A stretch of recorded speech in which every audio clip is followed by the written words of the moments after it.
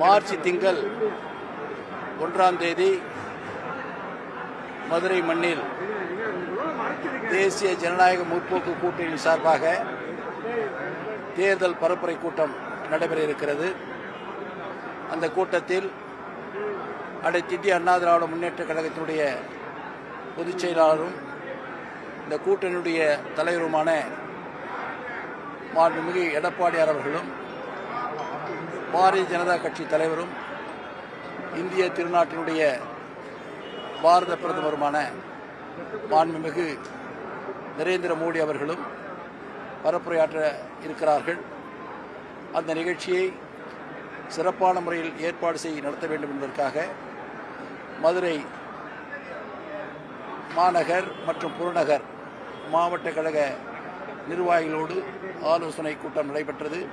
இந்த கூட்டம் சிறப்பான முறையில் நடைபெறுவதற்கும் இந்த மண்ணில் நடைபெறுகின்ற இந்த பொதுக்கூட்டமே வெற்றி கூட்டமாக மாறக்கூடிய அளவிலே அமையும் என்பதை தெரிவித்துக் கொள்கிறேன்.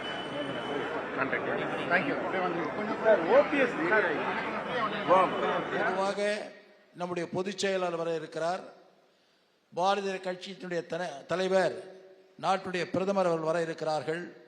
இந்த இரு பெரும் தலைவர்கள் அந்த கூட்டத்திலே பேசுகின்ற கருத்து எதிர்கட்சிகள் மத்தியிலே மிகப்பெரிய கலக்கத்தையும் செயலற்ற தன்மையும் ஏற்படக்கூடிய ஒரு நிலை வரும்.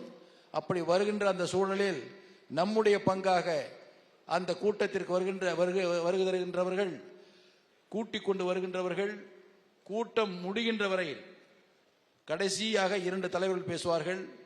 முதலில் நம்முடைய பொதுச் செயலாளர் பேசுவார், இறுதியாக பாரத பிரதமர் பேசுவார். இந்த இரு பெரும் தலைவர்கள் பேசி முடிகின்ற வரையில் வருகின்ற நம்முடைய கட்சி நிர்வாகிகள், தொண்டர்கள் கடைசி வரையில் அமர்ந்திருக்க வேண்டும். முதல். இரண்டாவதாக வருகின்ற தொண்டர்களும் நிர்வாகிகளும் உறுதியாக கட்சி துண்டை அணிந்து கொண்டு வர வேண்டும்.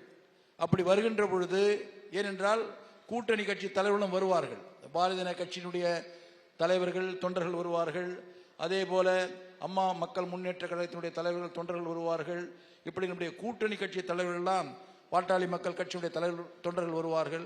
அப்படி வருகின்ற பொழுது அந்தந்த கட்சியினுடைய தொண்டர்கள் அவர்களுடைய சின்னத்தை பொறித்த துண்டை எடுத்துக்கொண்டு வருவார்கள். அதே போல நாம் இந்த கூட்டணிக்கு தலைமை ஏற்கின்ற கட்சி, நாம் வருகின்ற 26 தேர்தலில் வெற்றி பெற்று நம்முடைய போற்றுதலுக்குரிய பொதுச்செயலாளர் எடப்பாடியார் அவர்கள் தமிழகத்தினுடைய முதலமைச்சராக மீண்டும் அமர வைக்கக்கூடிய கட்சி. அந்த கட்சியில் வருகின்ற தொண்டர்கள் இந்த துண்டுகளை முழுமையாக கழுத்தில் அணிந்து கொண்டு வர வேண்டும். நம்முடைய தலைவர் பேசுகின்ற பொழுது அந்த துண்டை தலைக்கு மேல் தூக்கி ஆட்ட வேண்டும். அப்படி ஆட்டுகின்ற பொழுது அந்த உற்சாகம் பீரிட்டு நடக்கும். அதே போல போற்றுதலுக்குரிய பொதுச் செயலாளர் பேசுகின்ற பொழுதும் இந்த சிறப்பு இருக்க வேண்டும். எனவே இதை சிறப்பாக நடத்துகின்ற அதே நேரத்தில் நாளை நம்மை வாழ வைத்து இன்று 1.5 கோடி தொண்டர்களை உருவாக்கி நம் இயக்கத்தை பலப்படுத்தி தமிழகம் மட்டுமல்ல இன்னும் 100 ஆண்டு காலம் தமிழகத்தில் ஆட்சி நடத்தக்கூடிய கட்சி அனைத்து இந்திய அண்ணா திராவிட முன்னேற்ற கழகம் என்று சூளுரைத்து அதை போல செவ்வனை செயல்படுத்திய இதய டாக்டர் புரட்சி தலைவி அம்மா அவருடைய பிறந்த நாள். அந்த பிறந்த நாள் மிக சிறப்பாக ஏற்கனவே ஏற்பாடு செய்து வைத்திருக்கிறீர்கள். வழிநெடுகளும் பார்த்து கொண்டு வந்திருக்கிறோம். நாளை மிக சிறப்பாக அது நடத்த வேண்டும். அது தேர்தலுக்கும் ஒரு உத்வேகத்தை ஏற்படுத்தக்கூடிய நிலையில் ஏற்படும்.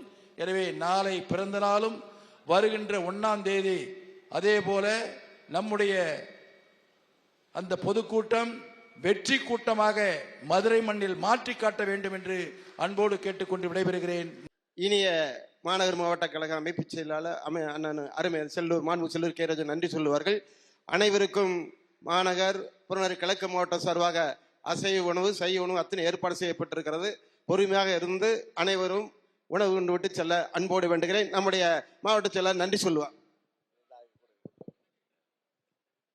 நம்முடைய துணை பகுதியாளர் அண்ணன் சொன்னது போல 2 மாவட்ட செயலாளர் எல்லா பகுதியாரை வச்சு டிஸ்கஷன் பண்ணி அதுக்கப்புறம் முடிப்பாங்க. இப்போ நானும் துணை பொதுச்செயலாளர் அண்ணன் அவர்களும், பொருளாளர் துணை பொதுச்செயலாளர் அண்ணன் அவர்களும் அடுத்த மீட்டிங் போறாங்க. 2 மாவட்ட செயலாளரும் தொடர்ந்து கூட்டத்தை எல்லாம் அன்பான வேண்டுகோளாக வைக்கிறோம். தொடர்ந்து வாழ்த்துக்கள், அனைவருக்கும் வாழ்த்துக்கள்.